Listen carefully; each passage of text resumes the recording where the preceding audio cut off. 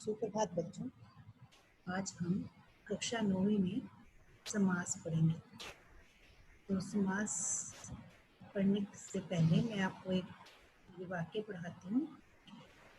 तुम माता और पिता से आज्ञा लेकर प्रधान है जो अध्यापक के पास जाओ और उनसे हस्त द्वारा लिखित प्राचीन पुस्तक लेकर पढ़ो। तो बच्चों, इतना लंबा सा मुश्किल सा वाक्य है, आओ इसे आसान कर देते हैं। कैसे? तुम माता पिता माता और पिता से और हटाकर जो लगा दो, माता पिता आ जाएगा। प्रधान है जो अध्यापक, यानी कि प्रधानाध्यापक या प्राध्यापक, और उनसे हस्त द्वारा लिखित यानी कि हस्तलिखित पुस्तक लेकर पढ़ो। अब हम इस वाक्य को पढ़ते हैं।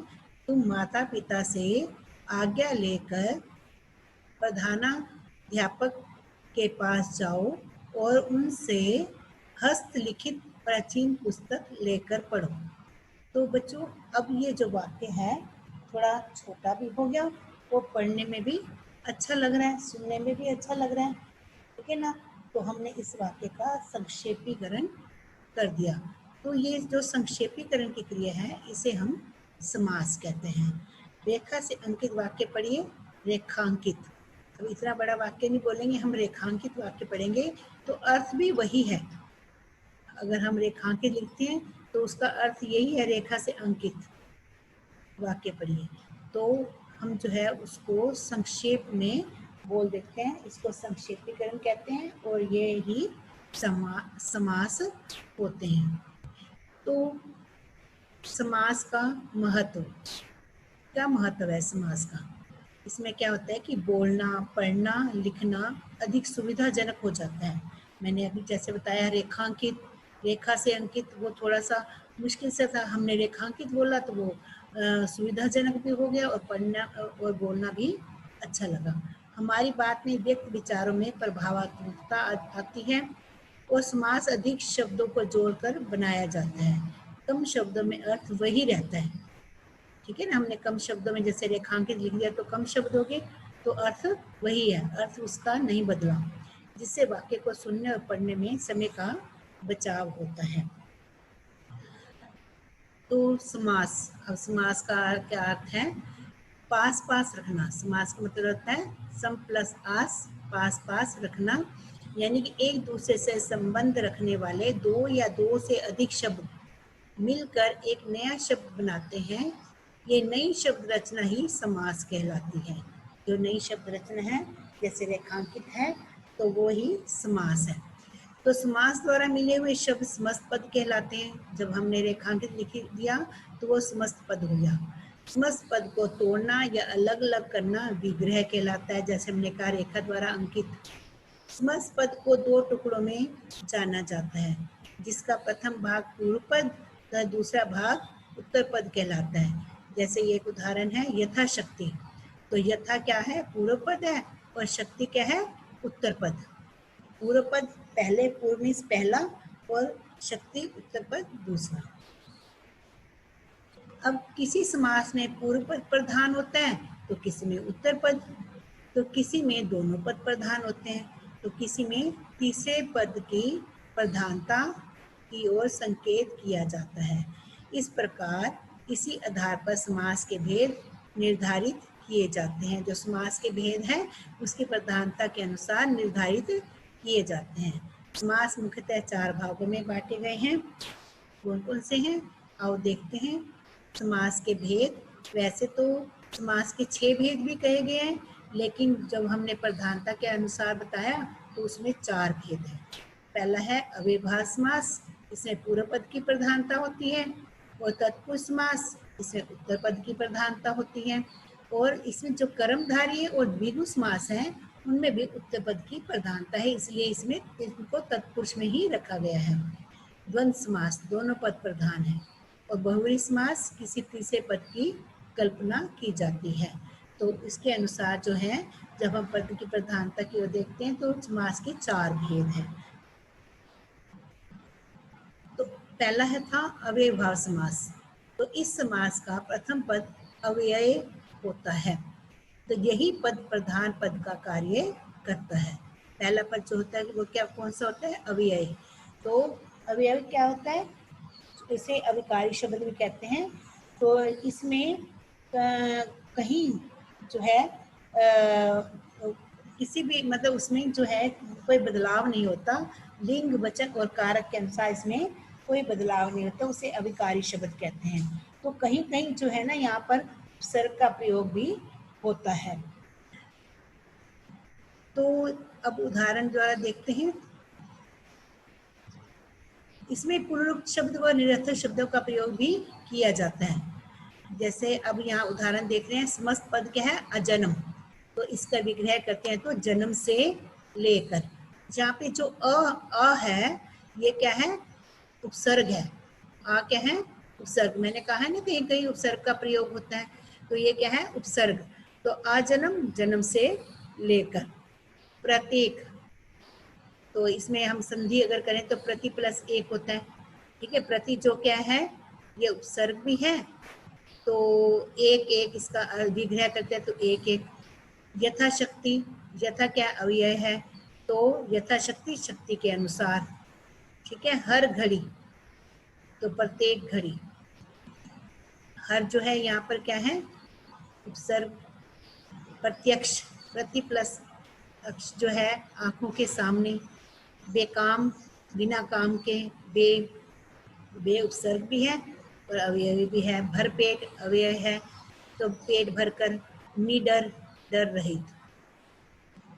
तो यहाँ पे जो अ, प्रति, यथा, हर, प्रति, बे, भर, नी, ये क्या है? अव्यय है। तो इनके जो प्रथम जो है अव्यय से शुरू होता है, अव्यय शब्द से, तो ये अव्ययभाव समास है। ठीक है, आगे है तत्पुरुष समास, जहाँ दूसरा पद प्रधान होता है और पहला पद दूसरे की विशेषता बताने के कारण गौण होता है, यानी कि उसकी प्रधानता कम होती है। यहाँ वहाँ तत्पुरुष समास होता है, जैसे राजकुमार, राजा का कुमार। अब यहाँ बीच में क आ गया ना, राजा का कुमार, तो ये क क्या है? कारक लग गया, है ना। और क्रीड़ा क्षेत्र, खेल का मैदान, तो यहाँ पे का क्या है? जो संबंध कारक बता रहे हैं ना, तो कारक यहाँ पे हो गया। पदों में दूसरा पद कुमार और क्षेत्र प्रधान है। अब इसमें प्रधानता किसकी है? कुमार की। ठीक है, हम राजा का कुमार, तो हमको हमारा जो ध्यान है वो कुमार की तरफ ही जाता है। तो कुमार क्या है? पहला पद। ठीक है ना, सॉरी, पदों में दूसरा कुमार और क्षेत्र जो है प्रधान है, इसमें कुमार की प्रधानता है। पहला पद राज और क्रीड़ा विशेषण के रूप में प्रयुक्त हुआ है, अतः यहाँ तत्पुरुष समास है।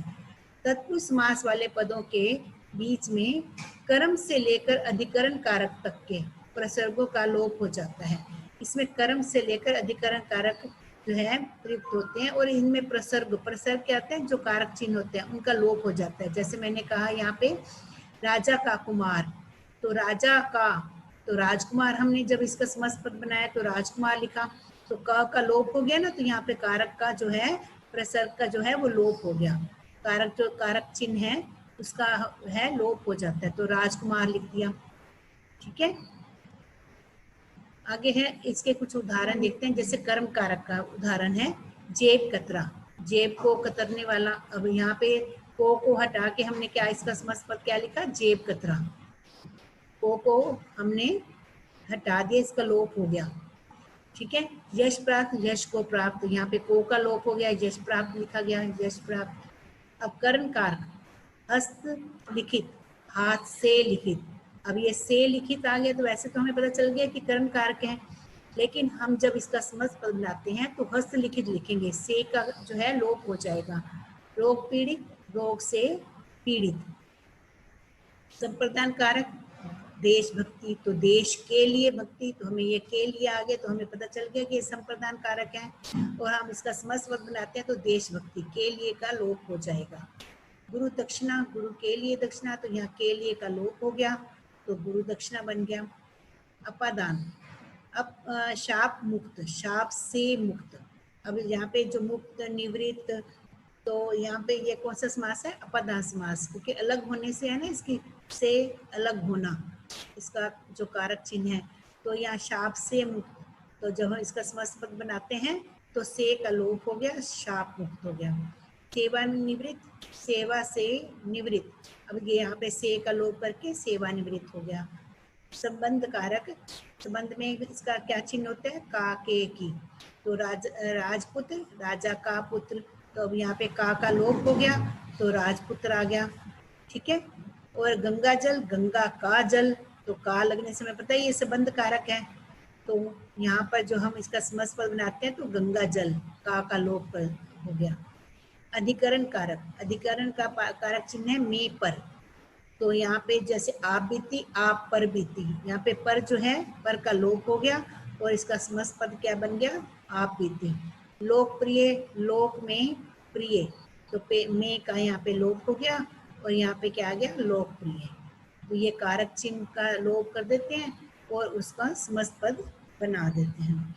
और जब हम विग्रह करते हैं तो विग्रह करके जो कारक चिन्ह होते हैं उसके अनुसार हम बता देते हैं ये कर्म कारक, कर्म तत्पुरुष है, करण तत्पुरुष है, संप्रदान तत्पुरुष है या अपदान तत्पुरुष है, संबंध तत्पुरुष है या अधिकरण तत्पुरुष है। आगे हैं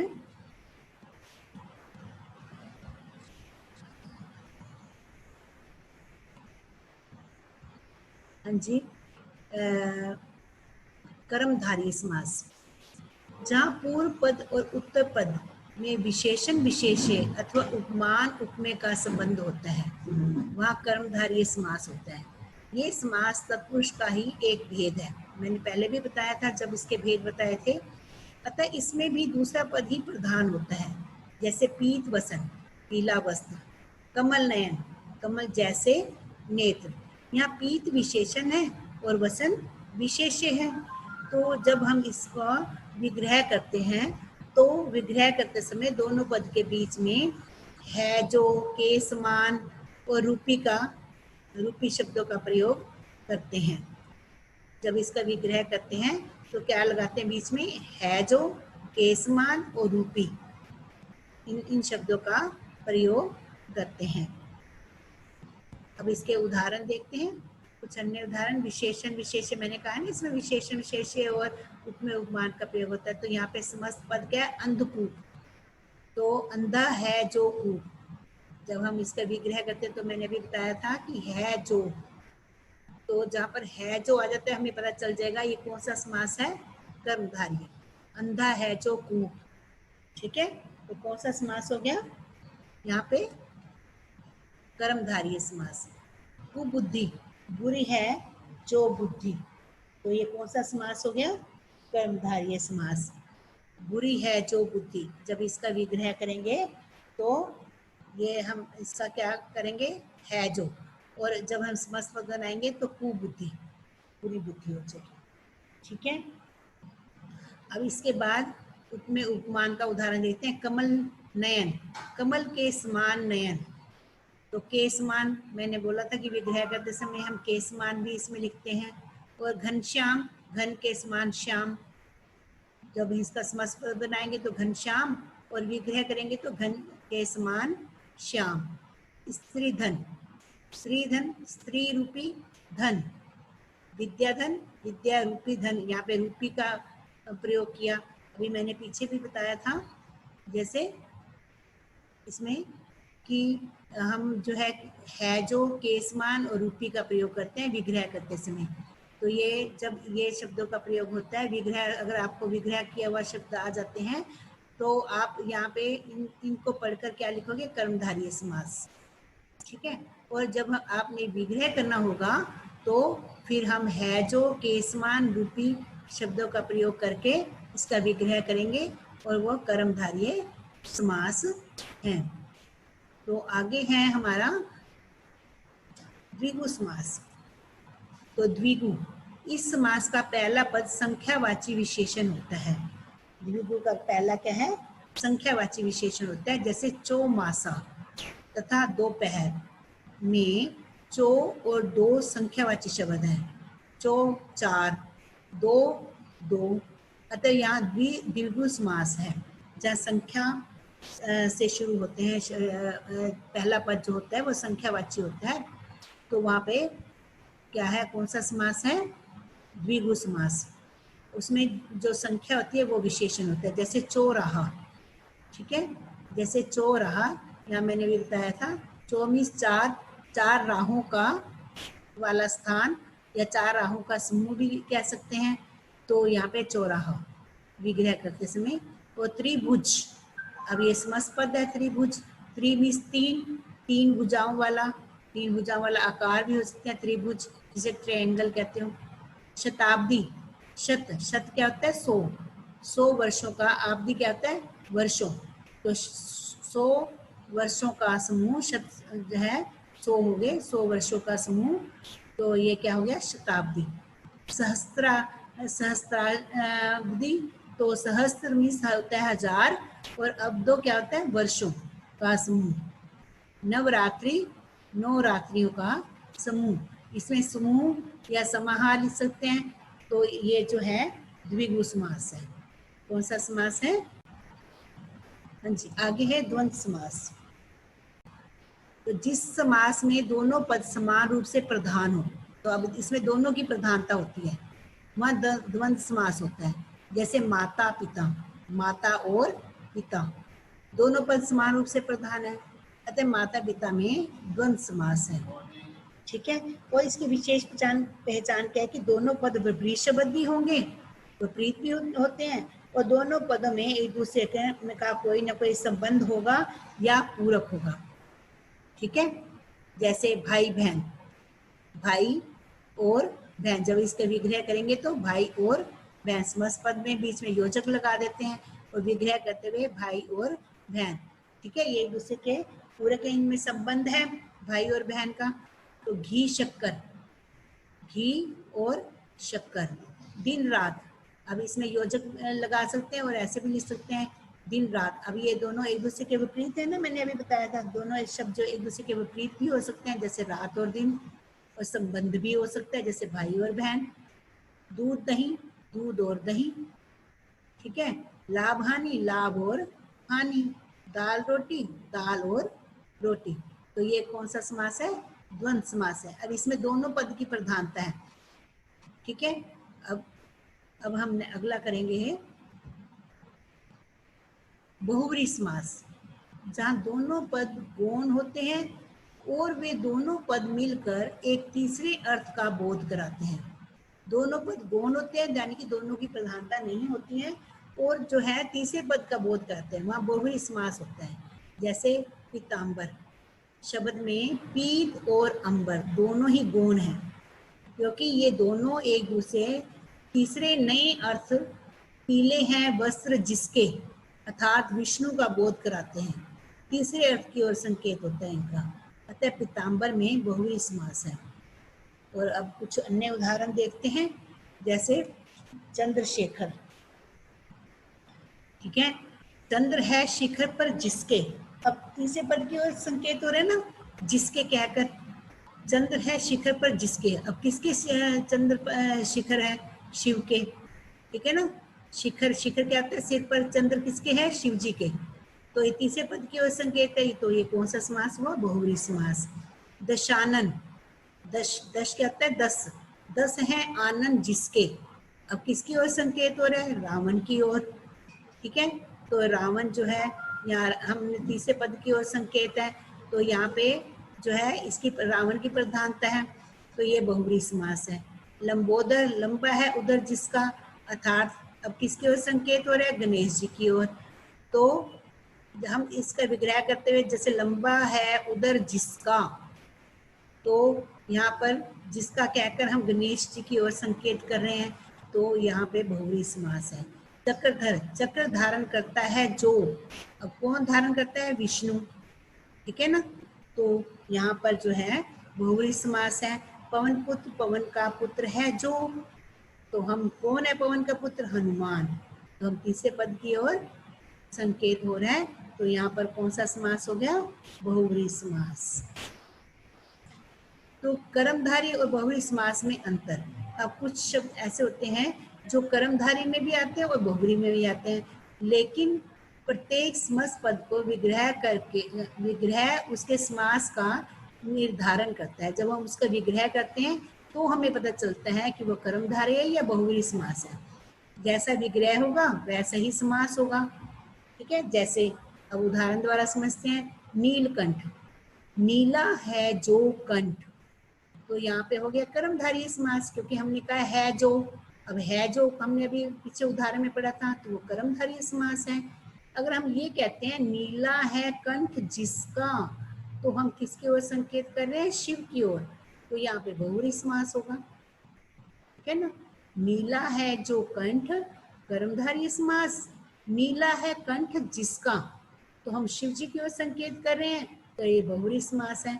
अब हमें, अब शब्द तो ये नीलकंठ है, ठीक है ना, और हमने इसका विग्रह किया तो हमें पता चला कि ये कौन सा समास है।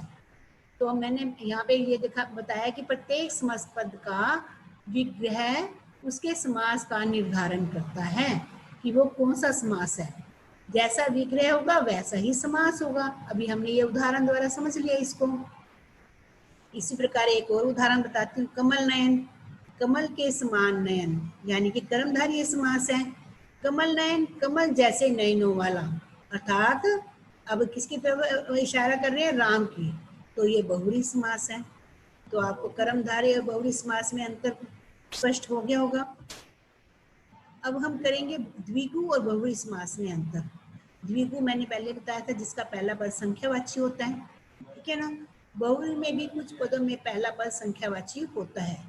वो उदाहरण बताते हैं, जैसे परंतु वह किसी तीसरे पद की ओर संकेत करता है। बहुव्रीहि समास में तो यही है ना, जैसे त्रिलोचन, त्रि, अब त्रि ये संख्या आ गई ना, तो लोचन, अब 3 लोचनों का समूह हम लिख देते हैं का समूह, तो फिर द्विगु समास है।